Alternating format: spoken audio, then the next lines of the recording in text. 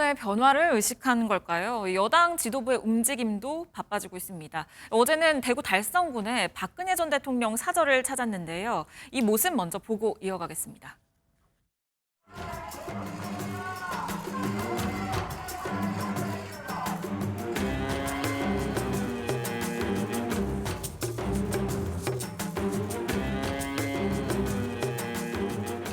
윤석열 대통령 구치소를 방문하는 장면을 보면서 마음이 참 무거웠다. 대통령의 건강과 마음 상태가 어떻느냐라고 질문을 주셨고 국가의 미래를 위해서 여당이 단합해 줬으면 좋겠다라는 말씀을 전하셨습니다. 집권당의 대표가 소신이 지나쳐서 사사건건 계집각을 세우는 것은 바람직스럽지 않다. 개인 행동이 지나치면 상황을 더 어렵게 할 수 있다. 이런 말씀도 주셨습니다. 네, 박근혜 전 대통령이 공개적으로 모두 발언을 하거나 그러지는 않았습니다만 이 신동욱 대변인을 통해서 이 발언이 전해졌는데요. 결국엔 당내 단합을 강조했습니다. 그러면서 얘기를 한 게 집권당 대표가 소신이 지나쳐서 사사건건 대립각을 세우는 건 좋지 않다. 이렇게 얘기를 했거든요. 한동훈 전 대표를 겨냥한 발언으로 보여지는데요. 뭐 그렇게밖에 볼 수 없는 상황인 것 같습니다. 사실 네. 박근혜 전 대통령 같은 경우는 같은 아픔이 있죠. 과거에 본인께서 대통령이실 때 유승민 전 원내대표가 네. 이제 뭐 복지와 관련해서 노선 갈등을 빚었고 결국은 유승민 원내대표가 직을 그만두게 되는 그런 파국으로까지 이어졌었던 경험이 있습니다. 또 김무성 전 새누리당 대표가 당시 집권여당 대표였는데 네. 이분의 대권 출마 가능성도 상당히 높았습니다. 그래서 미래 권력과 현재 권력이 충돌하는 게 아니냐. 그런 늘 권력 갈등의 프레임 속에서 박근혜 전 대통령이 상당히 좀 고통스러웠죠. 그러다가 결국은 탄핵을 당하고 만 것입니다. 네. 그때 탄핵에 앞장선 것이 바로 김무성 전 대표를 중심으로 한 바른정당 네. 계열이었죠. 이런 아픔을 겪은 박근혜 전 대통령 입장에서는 여야가 싸우는 것보다도 더 심각한 것은 그 안에서 싸우는 것이다. 특히 현재 권력과 미래 권력이, 차기 권력이 서로 충돌했을 때 그때 바로 이 분열이 가져오는 이 패배가 상당히 크다. 저는 그래서 박근혜 전 대통령이 한동훈 대표를 겨냥해서 말씀을 하셨다고밖에 볼 수가 없고 네. 실제 지난번 이제 12월 3일 비상계엄을 선포했을 당시의 상황을 우리가 좀 돌이켜보면 그때는 민주당과 이재명 대표의 공세도 매우 심했지만 네. 사실 한동훈 전 대표의 친한계와 윤석열 대통령을 중심으로 한 친윤계의 갈등도 매우 극심했습니다. 네. 그런 상황을 고려했을 때 앞으로는 어떤 조기 대선이 벌어지더라도 혹은 윤 대통령이 복귀를 하더라도 절대 여당 내부에서 서로 대립각 세우고 싸우지는 않았으면 좋겠다. 당부의 말씀으로 저는 보고 있습니다. 네, 지금 한 전 대표를 겨냥한 것으로 보이는 발언들이 많이 전해졌기 때문인지 또 친한계에서는 지금 박 전 대통령의 발언 중에 본인들에게 유리한 것만 친윤계가 뽑아서 얘기를 하고 있다. 이렇게 얘기를 하고 있기도 하거든요. 그건 어떻게 보시나요? 근데 저는 네. 이 정도 신동욱 대변인이 이렇게 말씀을 간접적으로 전한 것이잖아요. 네. 간접화법인데 박근혜 전 대통령께서 불쾌할 정도로 네. 어떤 특정 발언만 발췌해서 전달했다면 훗날 박 전 대통령의 심기가 매우 불편했겠죠. 네. 그런 상황까지를 감수하고 친윤계라는 이름으로 친한계의 불리한 내용만 콕 집어서 전달했다? 저는 그렇게 보기는 어려울 겁니다. 정치에서는 그런 문법은 통하지가 않고 오히려 박 전 대통령께서 진짜 전하고 싶었던 말을 가장 핵심적인 것을 골라서 했고 이 부분에 대해서는 분명히 그 자리에서도 박근혜 전 대통령으로부터 양해를 구했을 것이다. 저는 그래서 박근혜 전 대통령이 진짜 하고 싶었던 말을 단지 신동욱 의원의 입을 빌려 전한 것이다. 네. 저는 그렇게 해석하는 것이 더 합리적이라고 봅니다. 네, 사전에 양해가 됐던 발언들이 공개가 됐을 것이다. 이렇게 얘기를 해주셨는데 민주당에서는 어떻게 보셨습니까? 한 전 대표를 겨냥한 이 발언들, 또 당내 단합을 강조하는 모습들 어떻게 보셨나요?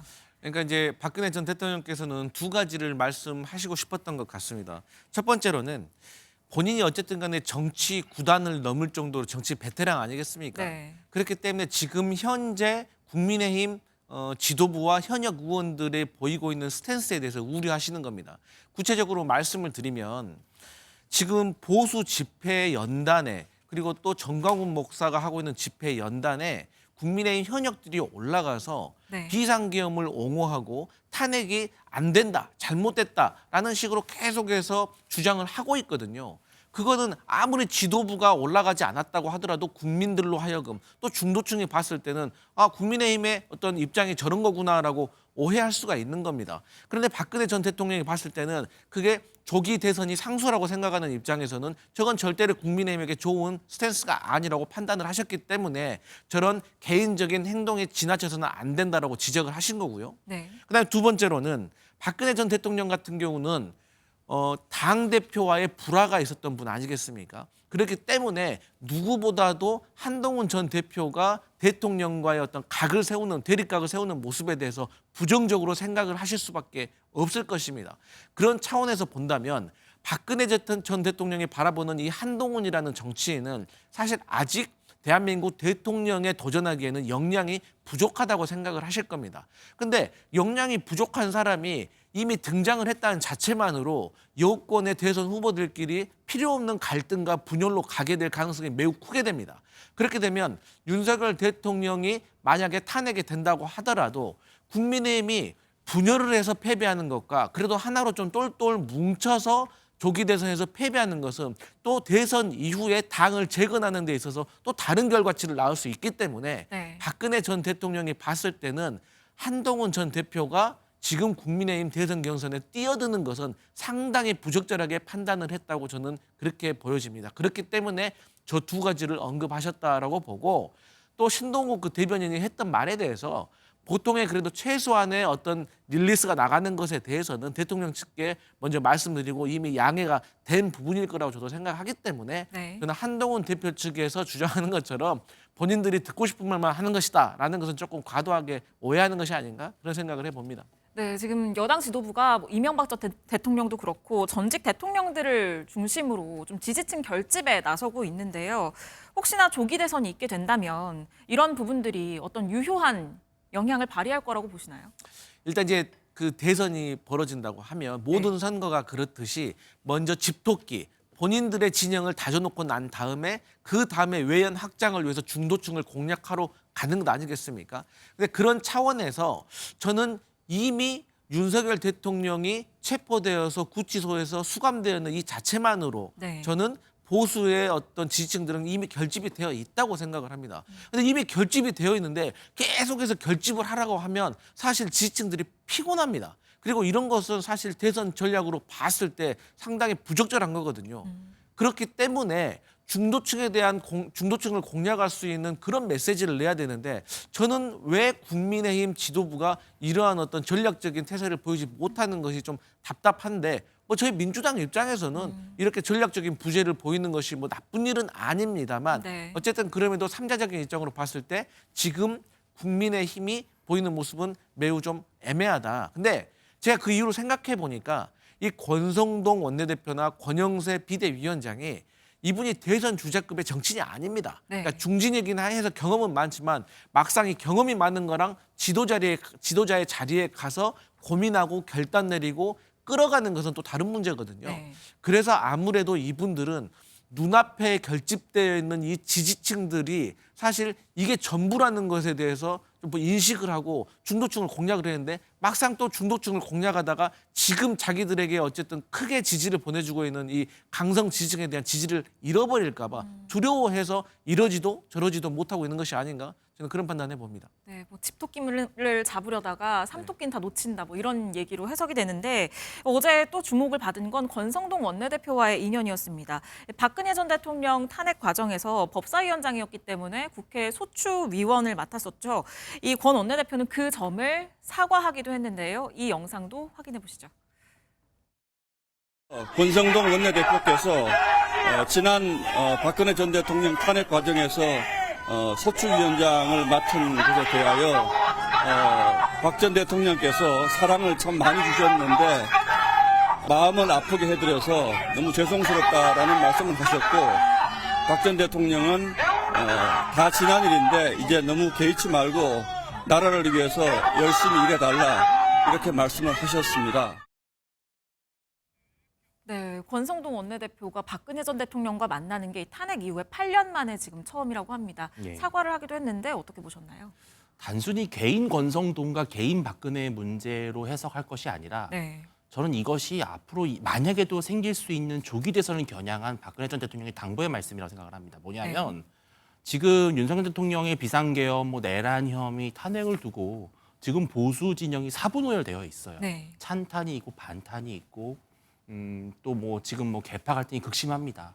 탈당해라 이런 말도 있는데 사실 지금 어쩔 수가 없습니다. 탄핵 선고가 나오기 전이기 때문에는 어떠한 결과도 예단할 수 없는 상황에서는 각자의 주장이 옳다 싸울 수밖에 없죠. 그런데 딱 탄핵이 만약에 됐을 경우에 인용이 됐을 경우에 그때부터는 조기 대선입니다. 네. 그러면 그때는 정말 서로가 모든 것을 다 차치하고 정말 이겨야 된다라는 하나의 마음으로 뭉쳐야 되는데 저는 박근혜 전 대통령께서 너무 개의치 말고 나라를 위해 열심히 일해달라. 전 이 말이 네. 단순히 권성동 원내대표에 하는 말이 아니라 우리 국민의힘 보수 진영에게 하는 말이라고 저는 생각을 하거든요. 만약에 지금 제일 중요한 것은 아까 집토끼 산토끼 말씀 맞습니다. 산토끼가 있어야 선거를 이길 수 있는데 네.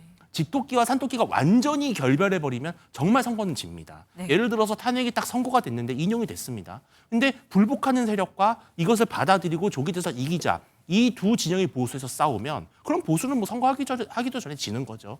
저는 박 전 대통령께서 가장 걱정하는 것이 찬탄파와 반탄파, 친윤과 반윤이 또 찢어져서 싸우다가 결국은 어부지리로 민주당이 이기는 거는 난 보고 싶지 않다. 그런 말씀을 하셨기 때문에 선거를 이기기 위해서는 누구든 보수라고 하는 가치를 중심으로 뭉쳐달라. 저는 그런 이야기를 과거에 본인의 사례에 빗대어 말씀하신 게 아닌가 그렇게 해석하고 있습니다. 네, 결국에는 어떤 선고 이후에 이 상황을 염두에 둔 발언이었다 이렇게 얘기를 해주셨는데 이 권영세 비대위원장도 면담을 마치고 나와서 이렇게 얘기했어요.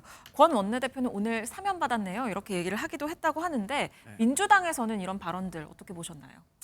제가 민주당이 봤을 때 사실 의문이 하나 있긴 합니다. 네. 그러니까 박근혜 전 대통령께서 본인을 탄핵하는 그 선봉에 섰던 이 권성동 원내대표도 용서하고 껴안아 주시는데 네. 왜 한동훈은 껴안지 못할까 이런 생각이 좀 들긴 하더라고요. 네. 근데 이제 권성동 원내대표와 또 한동훈 전 대표하고는 조금 다른 위치에 있기 때문에 그럴 수도 있겠지만 어쨌든 간에 제 민주당이 봤을 때는 이번에 윤석열 대통령의 어떤 탄핵과 관련된 심판 때문에 오히려 국민의힘이 과거의 탄핵의 바다를 걷는 건 아닌가라고 생각을 합니다.